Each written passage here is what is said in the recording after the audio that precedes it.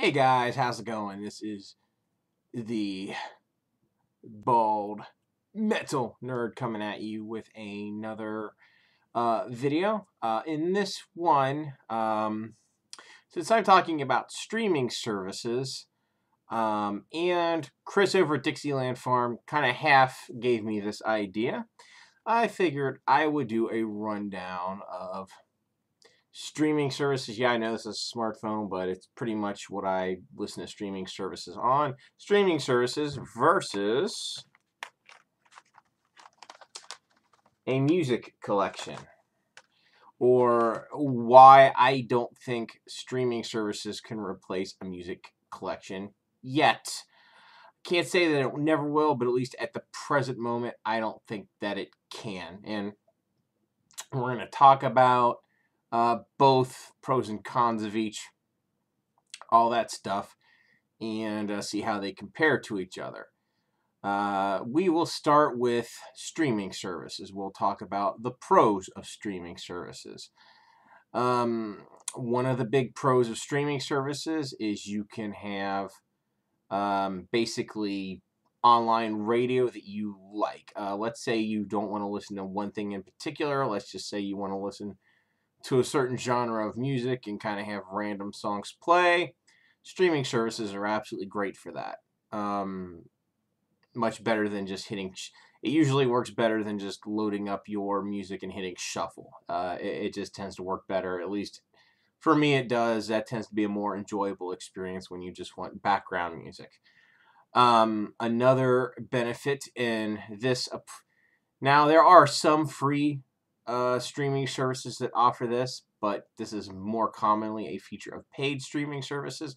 And that, of course, is you tend to have access to a much wider variety of music on the streaming services than you might have in your own collection. Typically, most of the streaming services have millions upon millions of tracks, which you can play on demand and all that,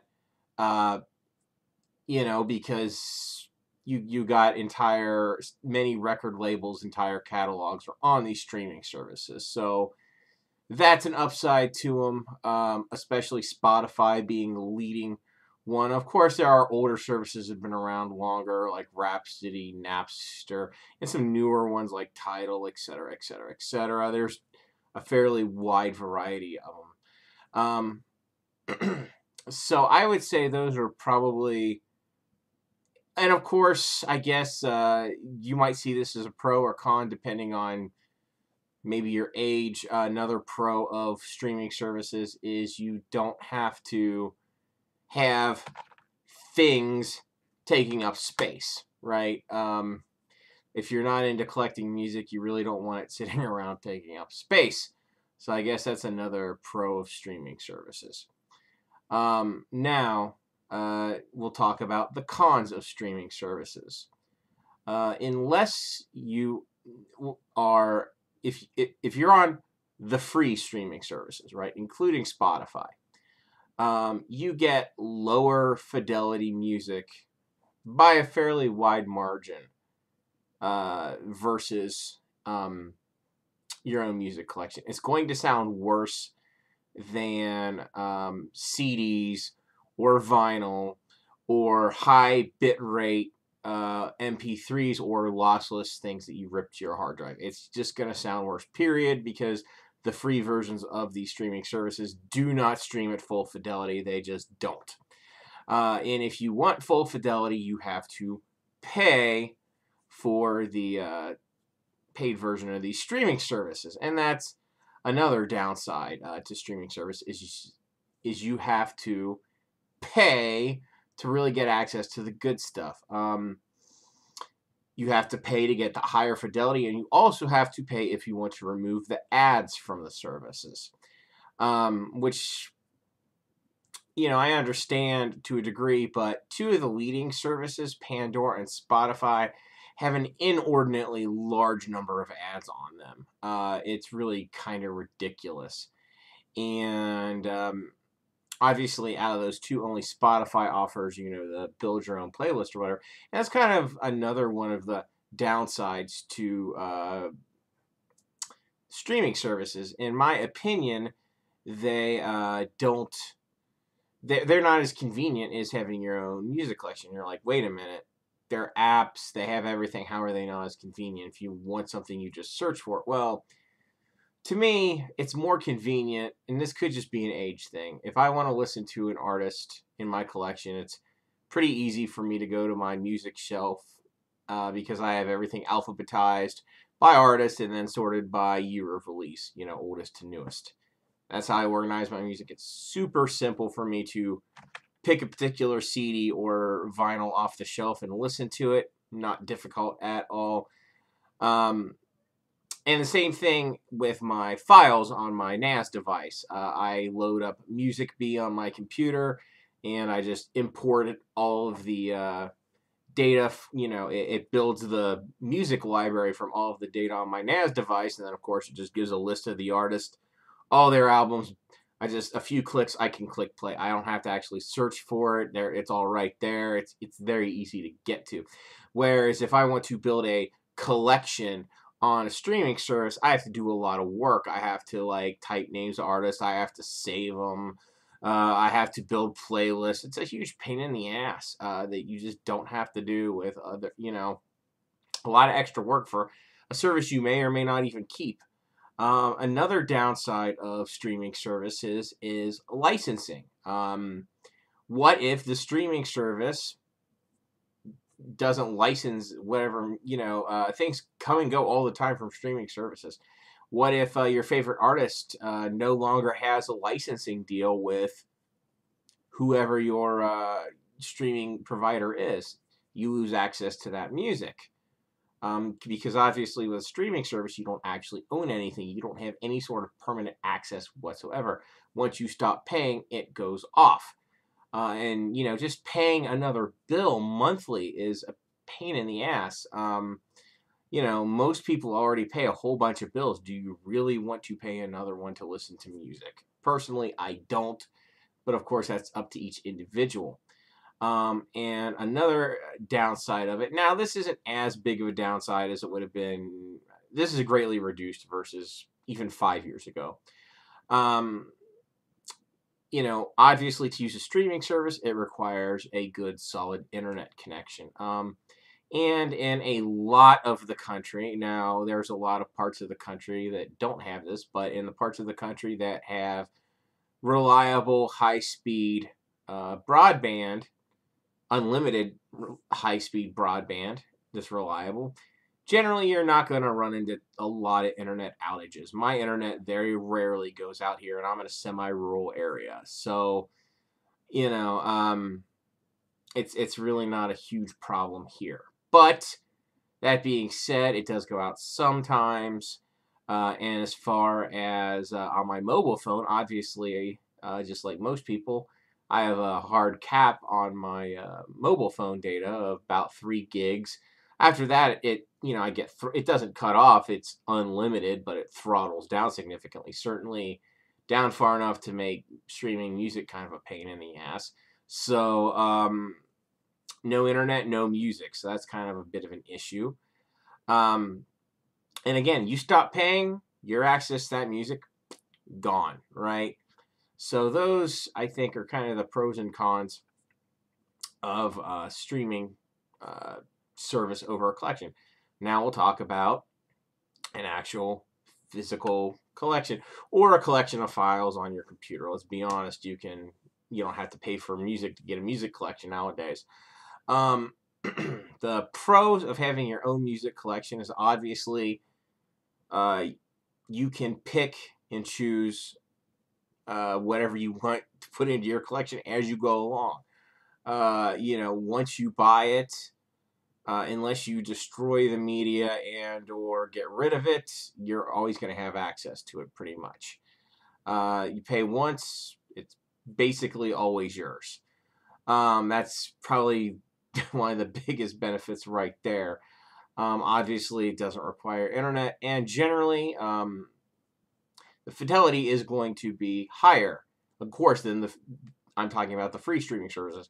Granted, if you get the paid streaming services like Spotify, because Spotify standard streams at 320k MP3, which is at least for me, transparent. They also have a lossless tier, and the same thing with Tidal.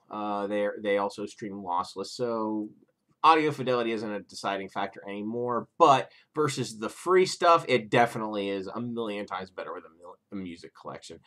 Plus, you get, of course, the benefits of physical media, artwork, an actual disc, the whole 9 yards. And if you're into collecting, that's a thing. But even barring that, let's say you just go just the digital route and you just download a bunch of FLAC and MP3, right? Well, you still have a lot of the benefits of the physical collection. You can still load them up on a NAS device or your computer or whatever. Just make sure you have a backup.